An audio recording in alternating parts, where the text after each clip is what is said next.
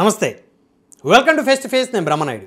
ప్రస్తుతం మనతో ఉన్నారు జనసేన పార్టీ బెజవాడ నాయకులు, అదేవిధంగా Janasena party central Andhra zone convener Baditi Shankar garu ఉన్నారు. బాడితి శంకర్ గారితో మాట్లాడు. నమస్తే శంకర్ గారు. నమస్కారం బ్రహ్మనాయుడు గారు. బాగున్నారా? బాగున్నా సార్.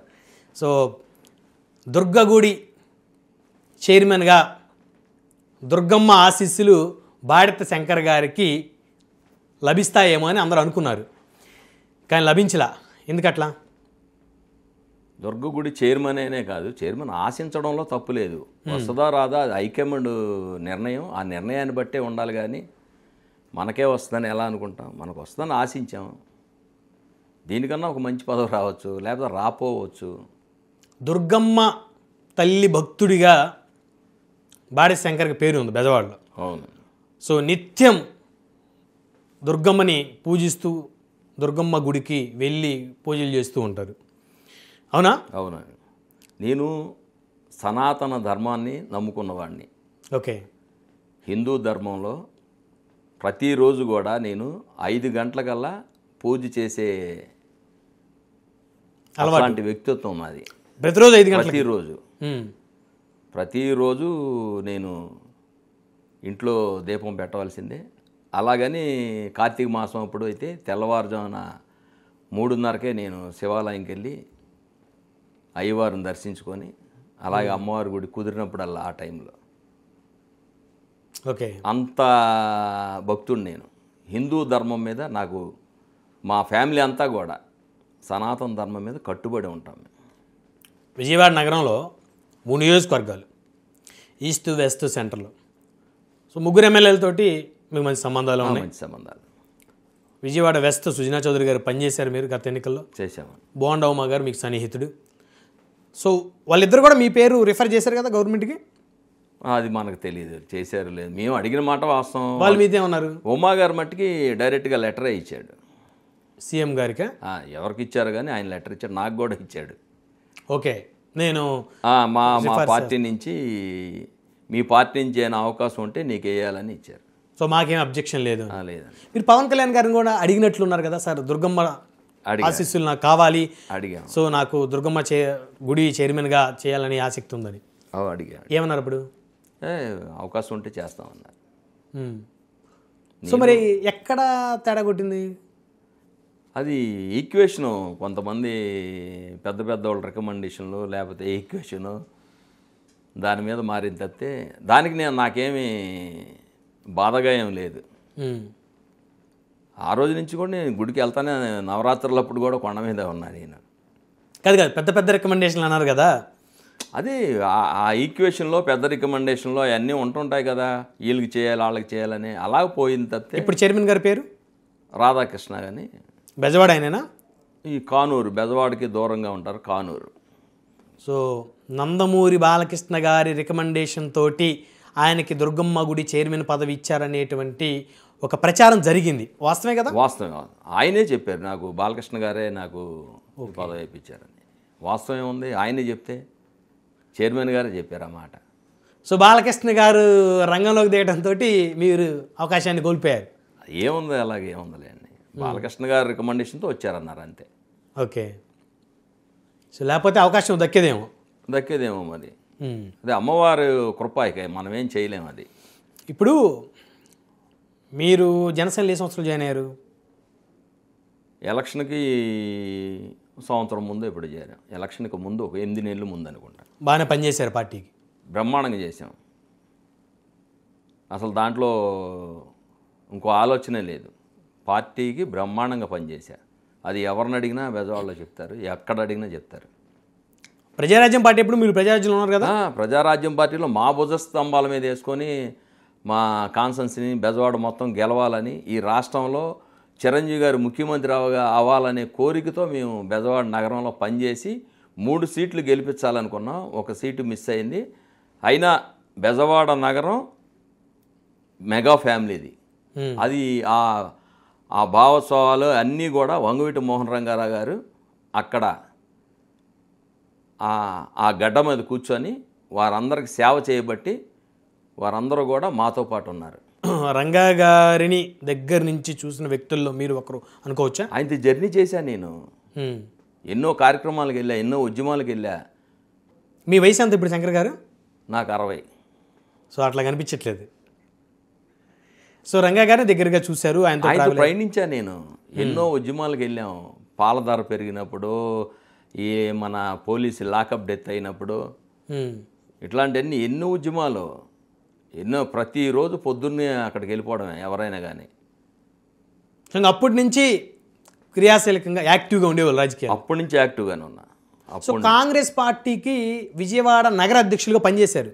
ఏ సంవత్సరం అది? 99 నుంచి 2006 వరకు చేశా. 7 సంవత్సరాలు. 6 సంవత్సరాలన్నర ఎంత చేశా. 99 లాస్ట్, 2006 వరకు నగరాధ్యక్షుడిగా పనిచేశా. 2004లో కాంగ్రెస్ పార్టీ అధికారం వచ్చింది. మరి ఎలాంటి పదవులు పొందలేకపోయారు ఎందుకు? అప్పుడు కూడా సేమే. ఆర్టీసీ చైర్మన్ అడిగాను, ఆర్టీసీ చైర్మన్ మిస్ అయింది. అది మా యువజన కాంగ్రెస్ జిల్లా అధ్యక్షుడికి జోగి రమేష్కి ఇచ్చారు అప్పుడు. సో అప్పుడు పోయింది అవకాశం. అప్పుడు ముఖ్యమంత్రి గారు పిలిచి నన్ను, జిల్లాలో నీకు మంచి పదవి పెడతాను, నువ్వు ఏం బాధపడబాకని రాజశేఖర రెడ్డి గారు నన్ను పిలిచి కూర్చోబెట్టి కాఫీ ఇచ్చి చెప్పారు. మరి ఏమి అవకాశం లేదుగా? రాలా. ఇక మళ్ళీ ఇంకా డిస్కషన్ రాలా. వెంటనే ఈ గ్యాప్ వచ్చేటప్పటికి ప్రజారాజ్యం వచ్చింది. మీరు ఇక వెళ్ళిపోయారు. ఇక నేను అటు వెళ్ళిపోయా. రంగా గారు మరణించిన తర్వాత రత్నకుమారి గారు, ఆయన భార్య, 10 సంవత్సరాల పాటు ఎమ్మెల్యేగా పనిచేశారు. అవును. సో ఆవిడతో కూడా ట్రావెల్ అయ్యారా? బాగా ట్రావెల్ అయ్యాను నేను. బాగా ట్రావెల్ అయ్యాను. ఇక్కడేమో పప్పల చలపతిరావు అని ఎమ్మెల్యేని అసెంబ్లీ క్వార్టర్స్లో తెల్లవారుజామున కొడితే ఆ కేసులో నన్ను పెట్టేశారు. 40 రోజులు ఇక్కడ ముషీరాబాద్ జైల్లో ఉన్నా, రిమాండ్లో. అప్పుడు 40-50 రోజులు సెషన్స్ జరిగాయి మనకు అసెంబ్లీ. అప్పుడు దాకా బెయిల్ ఇవ్వద్దన్నారు. 40 days. ఇప్పుడేమంటే 5 రోజులు 6 రోజులు అసెంబ్లీ ముగిసిపోతుంది. ఆ 40 days కూడా నేను ముషీరాబాద్ జైల్లో ఉన్నా. కొన్ని అంశాలు నాకు మీ దగ్గర నుంచి క్లారిటీ కావాలి. చెప్పండి. రంగా గారి మరణం తర్వాత దేవినేని నెహ్రూ గారికి స్పాట్ పెట్టినటువంటి కొంతమంది వ్యక్తుల్లో మీ పేరు కూడా ఉంది. అలాంటిది ఏమీ లేదు. నా మీద 3 times అటాక్ చేశారు. దేవినేని బాజీను నెహ్రూ వాళ్ళు కిరాయి ఇచ్చి 2 times నేను తప్పుకున్నా. దాని తర్వాత అప్పుడు కాంగ్రెస్ గవర్నమెంటే. అప్పుడు నాకు ఎస్కార్ట్ ఇచ్చి ఇంటికాడ పికెటింగ్ పెట్టి 2 times నా మీద అటాక్ చేయ. పోలీసు వారు ఇప్పుడు ఉన్నారు పళ్ళం రాజు గారు, వీళ్ళందరూ కూడా వాళ్ళకి తెలిసి, నాకు కూడా తెలియదు ఆ విషయం. వాళ్ళు చెప్పారు, నువ్వు ఇక్కడ ఉన్నావేంటి ఇంటికాడ అని నన్ను తీసుకెళ్ళి కాసేపు నన్ను కమిషనర్ ఆఫీస్లో కూర్చోబెట్టి చెప్పి నాకు పంపించారు. అప్పుడు ఎస్కార్ట్ ఇచ్చారు. దేవినేని నెహ్రూ అసెంబ్లీ సమావేశాలకు హైదరాబాద్ వచ్చేటువంటి క్రమంలో మీరు మరి కొంతమంది వ్యక్తులు ఆయనకి స్పాట్ పెట్టలేదా?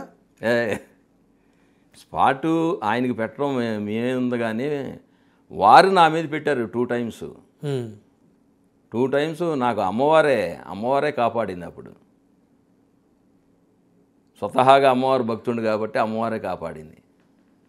సో మీ మీద ఆయన పెట్టాడు స్పాట్? 2 సార్లు పెట్టాడు. కిరాయి ఇచ్చిన వాళ్ళే చెప్పారు. స్టేట్మెంట్, పోలీస్ స్టేట్మెంట్లోనే ఉంది. పలానోళ్ళు పిలిచారు, పలానా గుణమలు వెళ్ళాం మేము, అక్కడ ఒకళ్ళు వచ్చి మా క్యాష్ ఇచ్చి పంపించారు పలానా అని. ఇక అంతకన్నా ఎవిడెన్స్ ఏముంది? మరి ఆయన మీద మీరు కేసు పెట్టారు? అప్పుడు పెట్టాము. ఆయన మీద పెట్టలా, వాళ్ళే పోలీస్ ఇంటర్నేషన్ పోలీస్ పెట్టేసింది కేసు. ఇంకా కేసులు ఇంకా అక్కడ దాకా అయిపోయి ఉంటాయి. అప్పుడే 94 నుంచి కూడా కేసులన్నీ కూడా అసలు ఈ విజయవాడ నగరంలో ఐపీఎస్ సెక్షన్లో ఎన్ని ఉన్నాయి అన్నీ పెట్టారు నా మీద. అన్నీ కేసులే. కేవలం రంగా గారు పోలవరం అని. కేవలం ఇదేం ఆస్తులు గొడవలు కాదు, పొలాల గొడవలు కాదు, హద్దులు గొడవలు కాదు. కేవలం రంగా గారి అభిమానాన్ని, ఆయన ఫాలోవర్ అనే పెట్టారు. అన్నీ కూడా మాకు మేమే స్వతహాగా. ఇందులో ఏ మంత్రో ఏ ముఖ్యమంత్రో ఎవరో మాకేం సాయం చేయలే.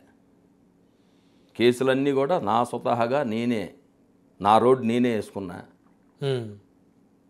రాజకీయాల్లో కేసులన్నీ నేనే కొట్టించుకున్నా.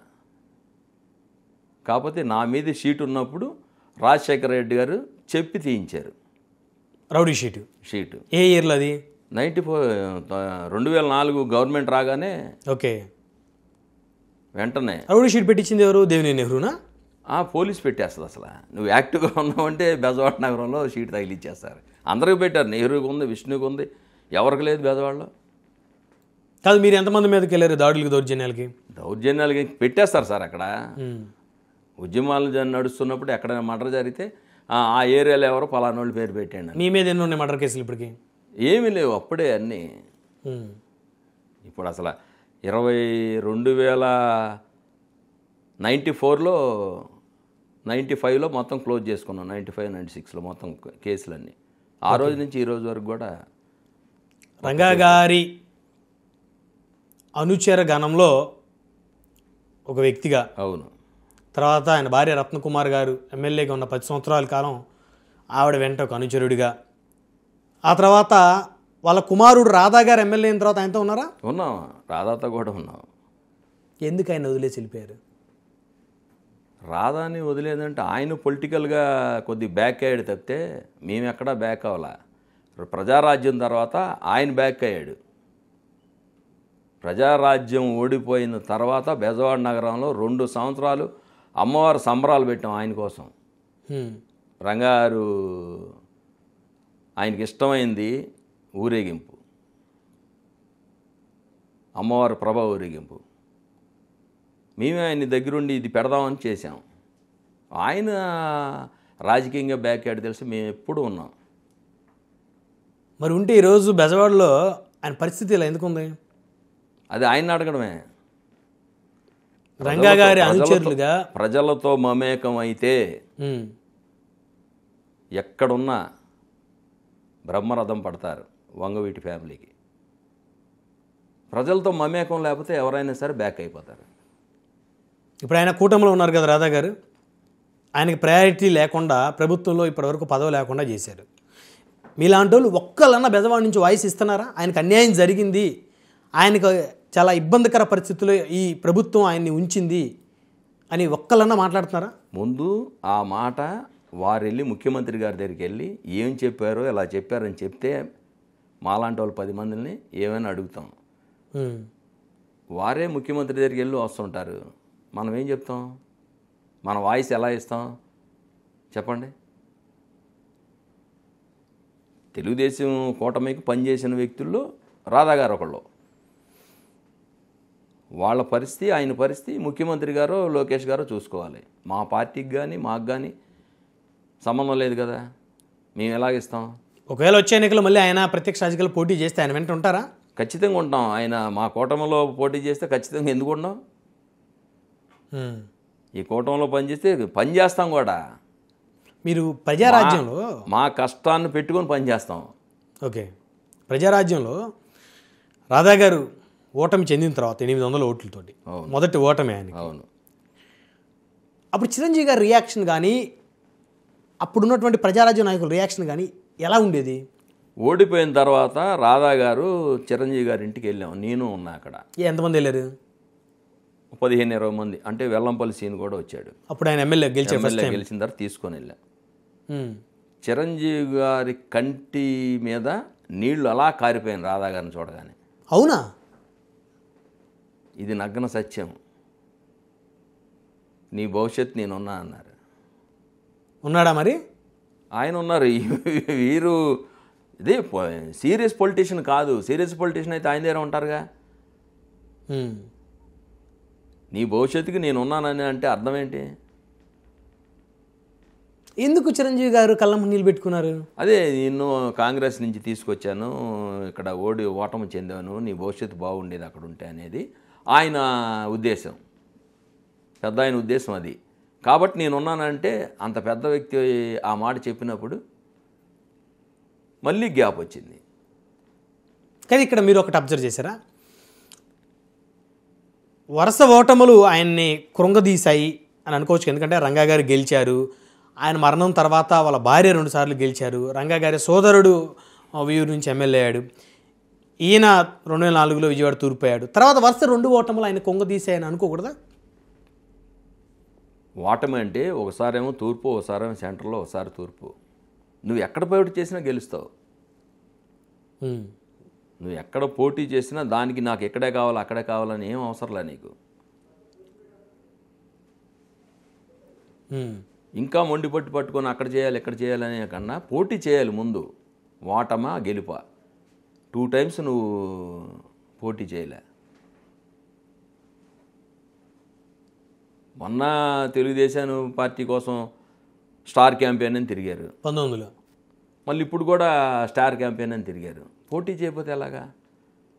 కాదు, మీకు ఆ బాధ లోపల ఉండిపోయింది కదా మీలాంటి వాళ్ళందరికీ బెజవాడలో. బాధే మరి. ఇప్పుడు రంగారు ఫ్యామిలీ నుంచి ఎవరొకళ్ళు ఉంటే అక్కడ ఏదో పని జరుగుద్ది కదా పేదలకు అనేది మా భావన. మీకు కూడా నగరంలో కాస్త గౌరవంగా ఉంటుంది కదా. కాస్త కోస్తా ఆ గౌరవం ఇప్పుడు మాకు బోండా అమ్మ ఉన్నారు కాబట్టి వెళ్ళినోళ్ళ కల్లా పని చేసి అంటే మాకున్న ఒక 100 మంది వ్యక్తుల్లో ఆయన ఒకళ్ళు. ఆయన ఎమ్మెల్యే అయ్యాడు కాబట్టి ఏదైనా జరిగిందంటే ఆయన చెప్పుకుంటే గబుక్కున ఎవరెళ్ళి చెప్పినా సరే రియాక్ట్ అవుతాడు, ముందు పని చేస్తాడు. ఒక క్వశ్చన్ అడుగుతాను, స్ట్రైట్గా చెప్పండి.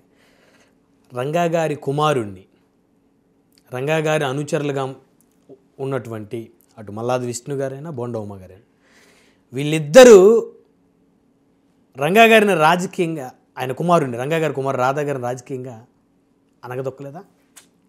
నువ్వు యాక్టివ్గా ఉంటే ఇప్పుడు మళ్ళీ చెప్తున్నా, ఇదే ఉమా గారు కానీ ఇదే విష్ణు గారు కానీ అసలు టిక్కెటే అడగరు, ఖచ్చితంగా అడగరు.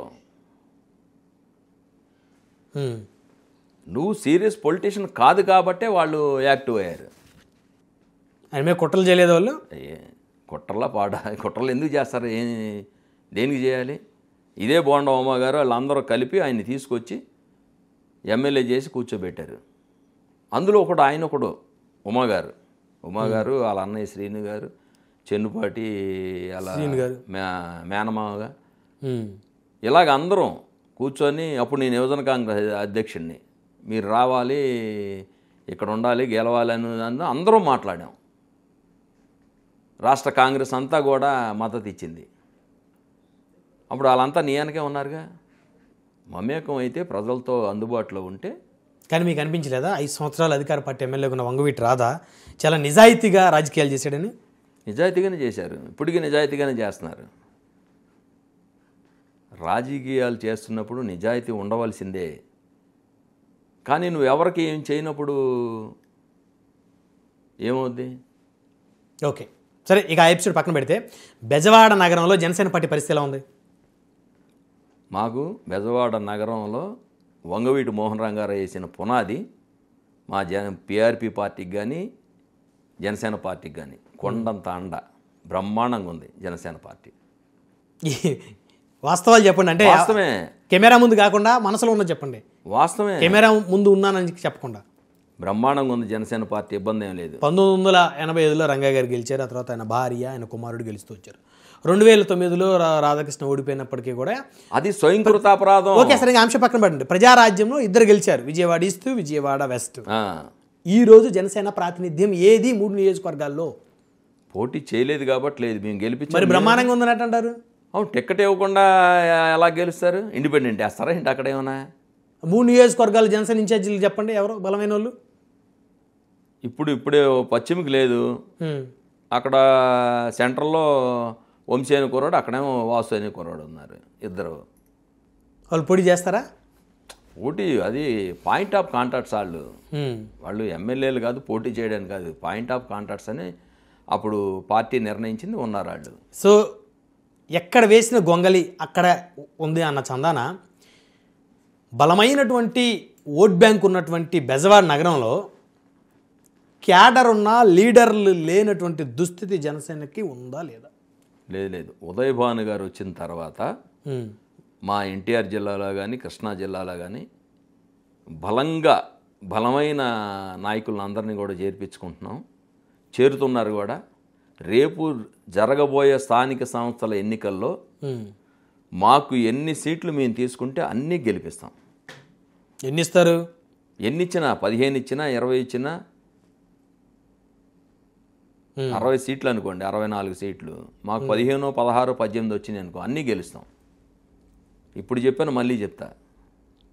15, 18, 20 దాకా ఇస్తారా? ఎన్ని ఉన్నాయి మొత్తం డివిజన్? 64. రేపు గ్రేటర్ అయిందనుకో, పెరుగుతాయిగా. పెరిగినప్పుడు ఇంకా పెరుగుతాయి. 64లో 20 ఇస్తారనే నమ్మకం ఉంది మీకు? ఖచ్చితంగా ఉంది. ఇవ్వకపోతే 16 కానీ 17 కానీ ఖచ్చితంగా ఇస్తారు. తీసుకుంటాం, మా ప్రెసిడెంట్ గారు మాట్లాడి తీసుకుంటారు. సో ఇప్పుడు మీ ఎన్టీఆర్ జిల్లా అధ్యక్షుడిగా ఉదయభాను గారు ఉన్నారు, వారే మాట్లాడతారు. సో ఉదయభాను గారు వచ్చిన తర్వాత జనసేన పార్టీ ఏ మేరకు బలోపేతమైంది అంటే ఏం చెప్తారు? మేము బ్రహ్మాండమైన కార్యాలయం ఓపెన్ చేసాం బెజవాడ నగరంలో. ఓకే. దానికి నాగబాబు గారు వచ్చారు, ప్రారంభించారు. ఆ రోజు నుంచి ఈ రోజు వరకు ప్రజా సమస్యల మీద అక్కడ ఒక టేబుల్ వేసి కూర్చోబెట్టాం. ఎవరైనా వచ్చినప్పుడు ఏ కాన్సెన్సీ అయితే ఆ కాన్సెన్సీకి పంపించి, ఆ ఎమ్మెల్యే అయితే పని చేయించి ప్రజలకు అందుబాటులో ఉంటుంది మా పార్టీ. దాంట్లో ఏమాత్రం అనుమానం లేదు. కార్యాలయానికి డైలీ పబ్లిక్ వస్తున్నారా? పబ్లిక్ వస్తారు, మేము వెళ్తాం. అయితే ఒక చిన్న డిస్కషన్ ఏంటంటే, ఉదయభాను గారిని 2024 ఎన్నికలకు ముందే పవన్ కళ్యాణ్ గారు పోటీ చేయమని రాయబారం పంపారని, విజయవాడ వెస్ట్ నుంచి పోటీ చేయమని, సో ఆయన అప్పటికి వైసీపీలో ఉండటం వల్ల మరి రావాలనుకున్నప్పటికీ రాలేక ఆగిపోయారని, వచ్చినట్లయితే విజయవాడ వెస్ట్ నుంచి ఉదయభాను గారు జనసేన ఎమ్మెల్యేగా ఉండేవారు అనేటువంటిది ఒక ప్రచారం ఇప్పటికీ ఉంది. అది నిజమేనా శంకర్ గారు? ప్రచారం కాదు, ఏం కాదు, కానీ ఉదయభాను గారికి సీటీ ఇస్తానన్నమాట వాస్తవం. ఉదయభాను గారు పవన్ కళ్యాణ్ గారిని కలవడం వాస్తవం. నీకు టికెట్ ఇస్తాను, వెస్ట్లో పోటీ చేయమనడం వాస్తవం. వీరు పోటీ చేయకుండా వెళ్ళిపోవడం కూడా వాస్తవమే. వారు పోటీ చేసి ఉంటే ఈరోజు బెజవాడ నగరంలో ఒక జనసేన ఎమ్మెల్యే ఉండేవాళ్ళు.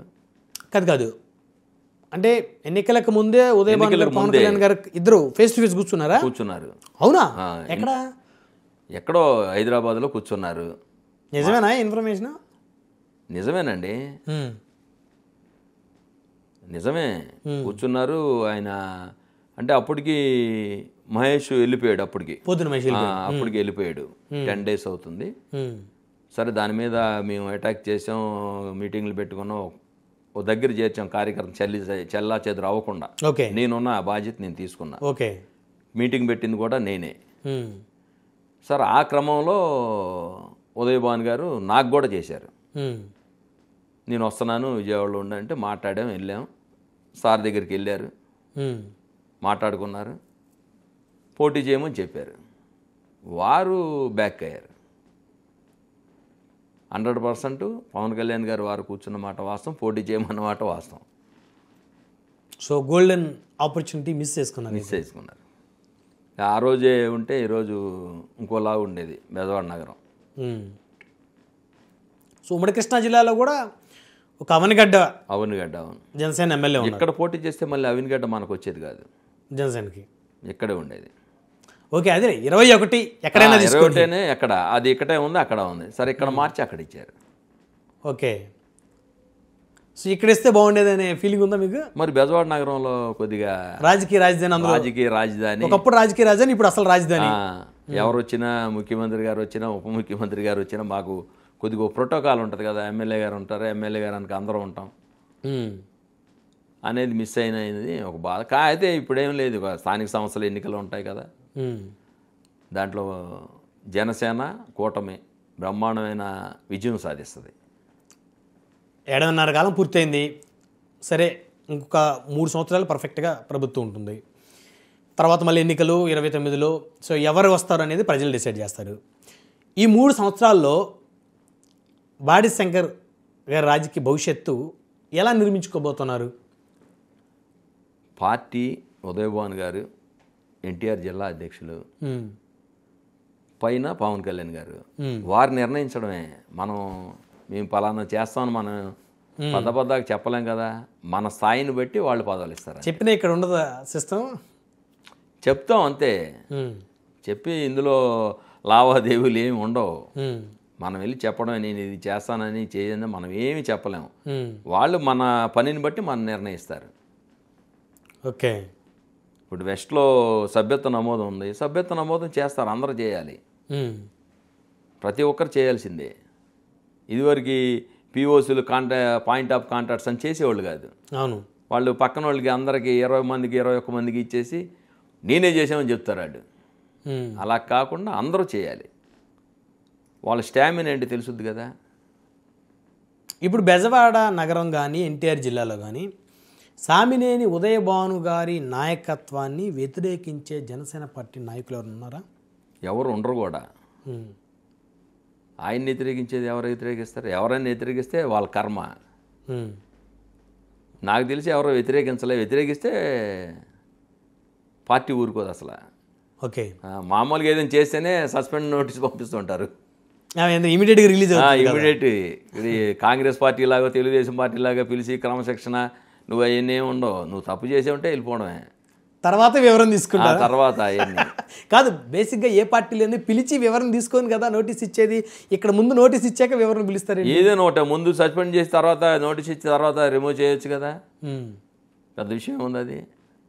వాళ్ళు ముందు ఇచ్చేవాళ్ళు నాన్సలా ఇక్కడ టకామని వేయడం ఏటు. ఇప్పుడు సామినేని ఉదయభాను గారు జగ్గేపేట నుంచి విజయవాడ షిఫ్ట్ అయినట్టే కదా రాజకీయంగా. విజయవాడ షిఫ్ట్ అయిపోయినట్టే. బహుశా విజయవాడ వెస్ట్ మీద ఆయన కాన్సన్ట్రేషన్ ఉన్నట్టు తెలుస్తూ ఉంది. సో ఆయన ఎక్కువగా పర్యటించేటువంటి ప్రాంతానికి సంబంధించి కానీ ఆయన ఎక్కువ కాన్సన్ట్రేషన్ కానీ బహుశా కార్యాలయం కూడా విజయవాడ వెస్ట్లోనే ఓపెన్ చేశారు.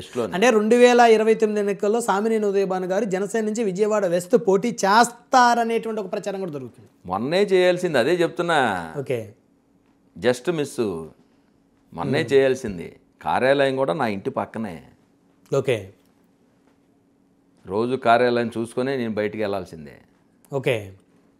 ఈ జగ్గేపేట వదిలేసినట్టుగా అలాగేం కాదు. మొత్తం జిల్లా అంతా తిరుగుతారు. ఎన్టీఆర్ జిల్లా అంతా కూడా ప్రతి కాన్ఫరెన్స్కి వెళ్తారు. పని అంటే ఒక మొండిగా చేస్తారు ఆయన. ఇప్పుడు మరి మీకు చాలా దగ్గరగా ఉంటారు అనుకుంటా. నేను దరిదాపు 35 years నుంచి కూడా అన్నయ్య అని పిలుస్తాను ఇప్పుడు కూడా. మరి ఆయన జిల్లా అధ్యక్షులుగా ఉన్నారు. ఒక నియోజకవర్గానికి ఇన్ఛార్జిగా మీరు అవకాశం తెచ్చుకోవచ్చు కదా. అసలు ఈ రోజు వరకు నాకు ఈ పదవి కావాలని కూడా దుర్గమ్మ పదవి చైర్మన్ కూడా నువ్వు అడుగు అని కూడా చెప్పాల. ఎందుకట్లా? అవును, వాళ్ళు తెలుసుకొని చేయాలి అంతే. నేను కళ్యాణ్ గారికి చెప్పాము. ఎప్పుడైనా అడిగాడు అనుకో ఏమైంది నీది అని, ఏమో నడుస్తూ ఉంటుంది అంటాం కానీ నువ్వు వెళ్ళన్నా నువ్వు అడుగు అని చెప్పలేం కదా. ఆయన చెప్పి చేస్తారు ఆయన ఎవరికైనా. ఎప్పుడు ఉందిగా, టైం ఉందిగా, చాలా టైం ఉందిగా. 2 సంవత్సరాలు అయిపోతుంది కదా ఆల్రెడీ. అయిపోయింది, ఇంకా ఉంది. ఇంకా 3 ఏళ్ళు హోప్ పెట్టుకున్నారా? రాపోయినా పర్వాలేదు, ఇబ్బంది ఏం లేదు నాకు. ఇప్పుడు వెస్ట్ భాను గారికి రేపు అవకాశం ఖచ్చితంగా సీనియర్ లీడర్ కాబట్టి అవకాశం ఆయనకే ఉంటుంది. రిమైనింగ్ 2 నియోజకవర్గాల్లో తెలుగుదేశానికి అవకాశం ఉండొచ్చు. అవును. సో ఇంకా మరి మీలాంటి వాళ్ళు పోటీ చేయాలనుకుంటే ఎక్కడ చేస్తారు? మేము పోటీ చేయాలనుకున్నప్పుడు ఏదైనా బైఫర్కేషన్లో ఇంకా కొత్త నియోజకవర్గాలు ఏమైనా వస్తే, కాన్స్టిట్యూన్సీలో వస్తే అప్పుడు ఏదైనా మీకు అవకాశం వస్తే ఖచ్చితంగా పోటీ చేస్తా. అవకాశం వస్తే ఖచ్చితంగా చేస్తా. నువ్వు పోటీ చేయాలని అంటే ఖచ్చితంగా చేస్తా. చేయగల ఇబ్బంది లేదు. బాగానే సంపాదించినట్టున్నారు 30 సంవత్సరాల నుంచి రాజకీయం. మొన్న ఎలక్షన్లో కూడా ఎవరి దగ్గర 100 రూపాయల కాగితం తీసుకుండా పనిచేసినాడు నేను. సరే అయ్యేముందలే, అయ్యి ఇచ్చిన వాళ్ళు ఏమి ఇస్తారు? ఎంత ఇచ్చినా మా కారు మాదే, మా ఆయిల్ మాదే, మా భోజనం మాదే కదా. ల్యాండ్ సెటిల్మెంట్ కూడా బాగా చేస్తారంటే మీరు బెజవాడలో సుమారు ఒక 200-300 చేసింటారా? ఆ సెటిల్మెంట్లు ఏమి ఉండవు అసలు. మా వ్యాపారం చేసుకుంటాం అంతే. పంచాయతీలు ఏముండవు, లిటిగేషన్లు ఏముండవు. ఎవరైనా వచ్చి పలాంది నాకు ఇది కావాలన్నప్పుడు పోలీస్ స్టేషన్కి చెప్పడం తప్పితే ఇంకేమి మనం స్వతహాగా ఏం తీసుకునేది ఏమి ఉండదు. అక్కడ ఉన్న ఏసీపీ గారికో లేకపోతే సిఏ గారికో ఎస్ఐ గారికో చెప్పి కొద్దిగా ఇది చూడండి, ధర్మం అయితే చేయండి అని చెప్తాం అంతే. మీరెందుకు చెప్తారు? ధర్మం అయితే పోలీసులు చేస్తారు కదా. మరి వీళ్ళు వెళ్ళడానికి కూడా కొంతమంది భయపడతారుగా.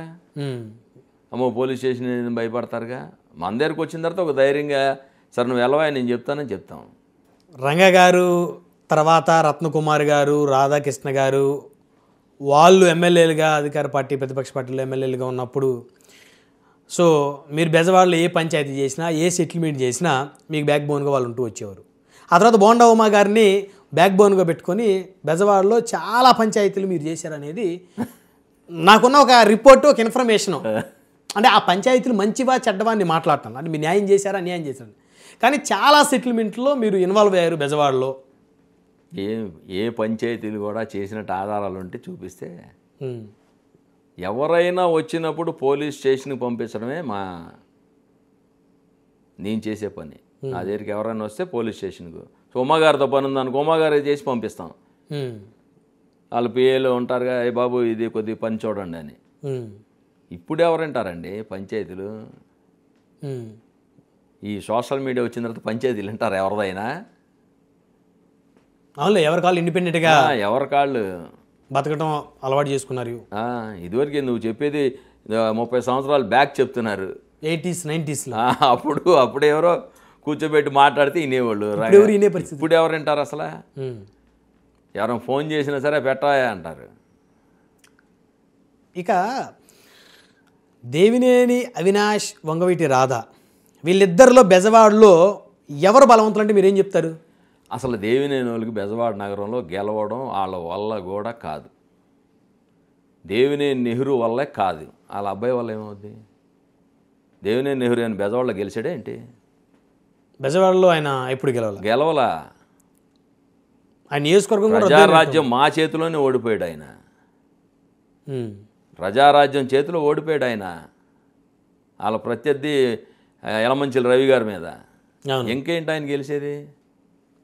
ట్రయాంగిల్ ఫైట్లో మా మీద ఓడిపోయాడు అయ్యా. వాళ్ళ అబ్బాయికి ఈరోజుకి వాళ్ళ నాన్నగారి యొక్క అనుచరుల యొక్క అండదండలు, బలమైన బతకడం కోసం కూడా, ఆస్తులు కాపాడుకోవడం కోసం కూడా అలా మెయింటైన్ చేయకపోతే ఆస్తులు పోతాయని ఉంటానే ఉంటారు వాళ్ళు. కానీ అతను కూడా ఎప్పుడు ఎక్కడ ఫ్యాక్షన్ని ప్రోత్సహించిన పరిస్థితి కానీ గొడవలకు వెళ్ళిన పరిస్థితి లేదు కదా. ఫ్యాక్షన్ పోషించకపోతే చెన్నుపాటు గాంధీ అనేది కన్ను ఎలా పోయింది? ఆయన వచ్చి అవినాష్ ఆయన వచ్చి పొడిచాడు. ఆయన వచ్చి పొడిచేదే ఉంది, ఆయన దగ్గర ఉన్నోళ్ళేగా పొడిచింది ఆయన్ని. ఆయన దగ్గర పొడిచి ఆయన పొడిచినట్టేనా? మరి ఆయనకి షెల్టర్ ఇచ్చింది ఆయనే కదా. మళ్ళీ వాళ్ళకి పని చేసిన వాళ్ళు వాళ్ళందరూ కూడా వాళ్ళ నాన్నకు పని చేసిన వాళ్ళే. ఓకే, వీళ్ళు బయటికి వెళ్ళిపోయారు కాబట్టి అలా తెలుగుదేశంలోనే ఉన్నారు. ఓకే, సో ఇప్పుడు వాళ్ళ ప్రభావం ఏం లేదంటారు బెజవాడ నగరం మీద దేవినేని వాళ్ళ ప్రభావం 1% కూడా ఉండదు. ఈ మధ్యకాలంలో అంటే ఒక 4 years బ్యాక్ అనుకుంటా, వంగవీటి రాధా గారి మీద రెక్కీ జరిగింది అనేటువంటి ఒక పెద్ద రప్చరు అయింది రాష్ట్ర వ్యాప్తంగా. ఆ రెక్కీ చేసినటువంటి వ్యక్తులు ఒకప్పుడు వంగవీటి రంగా గారి హత్య కేసులో కూడా ఇన్వాల్వ్ అయ్యారు అని చెప్పేసి నిజంగా జరిగింది. అసలు వినడానికే బాగోలేదు అది. అంత ధైర్యం చేసి పరిస్థితి లేదనా మీరు? లేదు, అంత ధైర్యం లేదు. ఆ సందుకు వచ్చే ధైర్యం లేనప్పుడు రెక్కీ ఏంటి వాళ్ళు చేసేది? అంటే ఒకవేళ ఆయన మీదకి ఎవరైనా వస్తున్నారంటే మీలాంటి వాళ్ళందరూ పోయి అడ్డుపడిపోతారు. అక్కడే ఉంటారు కదా, అసలు రాలేరటు.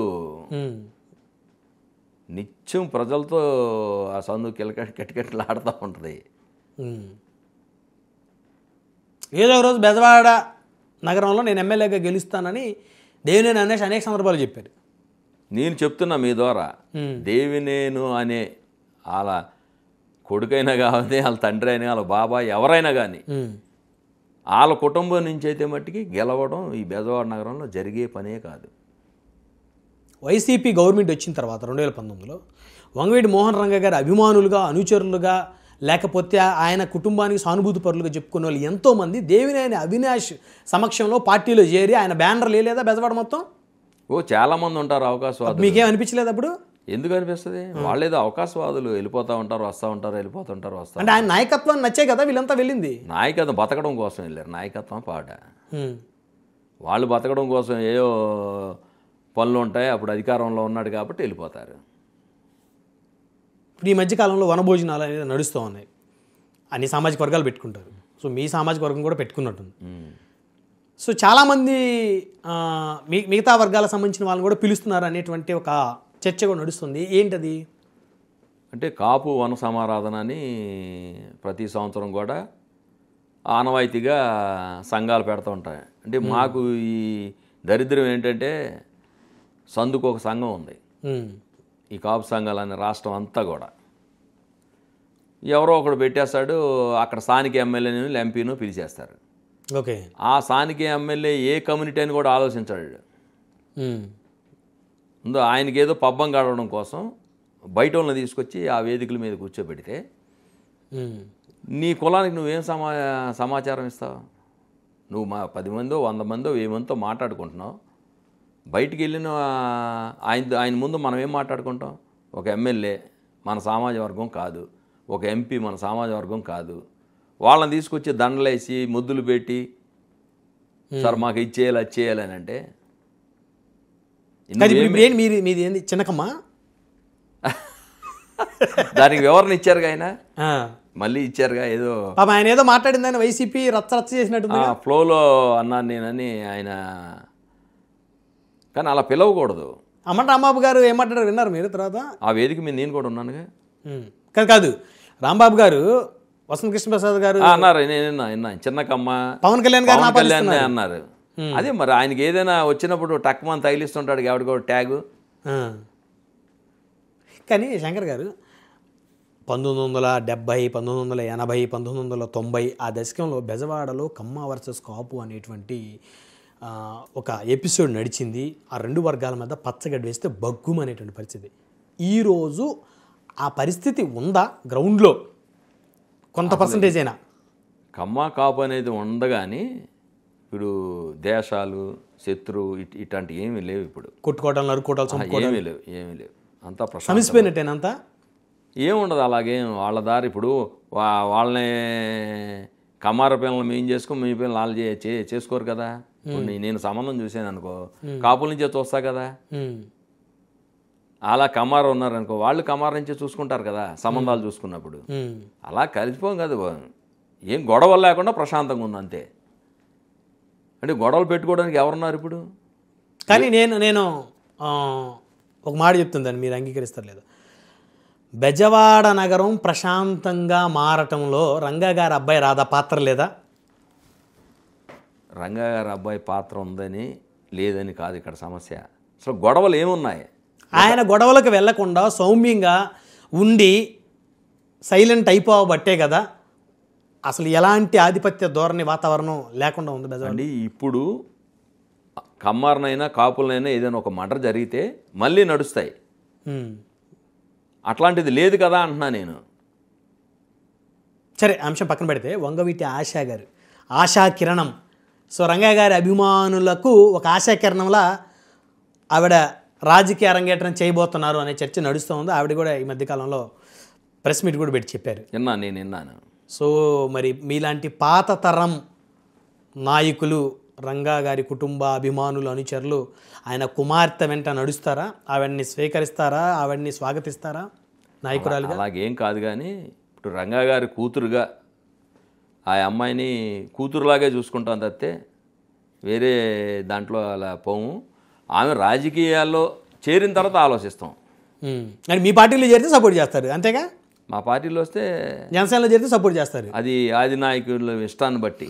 సరే, మీ పార్టీకి వస్తే మీరు సపోర్ట్ చేస్తారు. వైసీపీకి వెళ్తే మేము ఎలా చేస్తాం? అసలు తెలుగుదేశానికి వెళ్తే? తెలుగుదేశం కూటమిలో ఉంటే మేము చేస్తాం. ఓకే. సో అయితే ఇప్పుడు ఆవిడ మళ్ళీ మీలాంటి పాత తరం నాయకుల యొక్క మన్ననలు పొందాలి అంటే ఈ కూటమి పార్టీలో జాయిన్ అవ్వాలి. ముందు ప్రజా సమస్యల మీద ఆ పాప వెళ్తానంది. ప్రజా సమస్యల మీద మిత్రమండలి సభ్యులతో కలిసి వెళ్తానంది. బెజవాడలో కావాల్సింది కూడా అదే కదా. ప్రజా సమస్యల మీద పోరాటం చేస్తే ఏదో ఒక రోజు ఆమె ఎమ్మెల్యే అవడంలో పెద్ద తప్పేం కాదు. ఎవరో ముక్కు ముఖం తెలియని వాళ్ళు కూడా ఈ గతం నుంచి అసెంబ్లీ హాల్లో కూర్చొని ఎమ్మెల్యేలు అయిపోతున్నారు. అవునులే, ఆమె అవడంలో తప్పే ఉంది అసలు. ఎప్పుడో అవ్వాలి. చివరిగా బాడిశంకర్ గారు, మీ రాజకీయ ప్లానింగ్ ఏంటి? నా రాజకీయ ప్లాన్ అంతా కూడా రేపు స్థానిక సంస్థల ఎన్నికల్లో బ్రహ్మాండమైన మెజార్టీ తీసుకొచ్చి పవన్ కళ్యాణ్ గారికి గిఫ్ట్గా ఇస్తాం. మా రాజకీయ భవిష్యత్తు కూడా కళ్యాణ్ గారే చూసుకుంటారు. అంటే మీరేమన్నా కార్పొరేటర్ పోటీ చేసి మేయర్ అభ్యర్థిగా పోటీ పడే ఆలోచన అదేమన్నా ఉందా స్థానిక సంస్థల్లో? ఇంకే అసలు ముందు గ్రేటర్ అవుద్దా లేకపోతే ఎలా పోటీ చేయాలా దాన్ని బట్టి అప్పుడు నిర్ణయించడమే. అవకాశం వస్తే ఎందుకంటే 29లో అసెంబ్లీకి బహుశా ఇంకా బైఫర్కేషన్ జరగకపోతే మీకు అవకాశం లేదు. ఉండదు. సో కాబట్టి ఈ స్థానిక సంస్థల రూపంలో అవకాశాన్ని ఏమైనా చేజిక్కించుకునే ఆలోచన ఉందా? చూడాలి అక్కడ సంస్థలను బట్టి దాన్ని బట్టి అప్పటికప్పుడు నిర్ణయం ఇవన్నీ. సో ఎట్టి పరిస్థితుల్లో చివరి వరకు ఇంకా రాజకీయ భవిష్యత్తు అంటే జనసేనే. జనసేనే. కాంగ్రెస్, ప్రజారాజ్యం, జనసేన. మధ్యలో ఇంకా ఎక్కడ ఇంకేం లేదు. ప్రజారాజ్యంకి వచ్చి బెజవాడ నగరంలో మొత్తం కూడా మా ఓన్ చేసుకుందాం అనేది 3 గెలిపిద్దాం అనుకున్నాం, మిస్ అయింది. అయినా బెజవాడ నగరం ఎప్పుడు కూడా మెగా ఫ్యామిలీ అనుకుంటుందండి ఖచ్చితంగా. సో బెజవాడ గడ్డ అంటే ఒకప్పుడు వంగవీటి రంగయ్య గారు అడ్డ, ఇప్పుడు మెగా ఫ్యామిలీ అడ్డ. అదే ఇప్పుడు ఆయన వేసిన పునాదే కదా. ఓకే, ఆయన వేసింది, ఇటు అందరం ఇక్కడ ఉన్నాం. ప్రజారాజ్యం పెట్టారు కాబట్టి అందరూ అసలు కుటుంబాలు పనిచేసినాయి ప్రజారాజ్యానికి. ధన్యవాదాలు బాడిశంకర్ గారు. మరిది చూశారు కదా, బెజవాడ నగరం ప్రస్తుతం ప్రశాంతంగా ఉందని, సామాజిక వర్గాల మధ్య ఎలాంటి ఆధిపత్య పోరు లేదని, అదేవిధంగా రానున్న రోజుల్లో ఎన్టీఆర్ జిల్లా అధ్యక్షుడిగా ఉన్నటువంటి సామినేని ఉదయభాను గారి నాయకత్వంలో ఎన్టీఆర్ జిల్లాలో జనసేన పార్టీని బలోపేతం చేస్తామని చెప్తున్నారు జనసేన పార్టీ నాయకులు బాడిశంకర్ గారు. మరొక వారం మరొక అతిథితో మళ్ళీ కలుద్దాం. చూస్తూనే ఉండండి 99 టీవీ.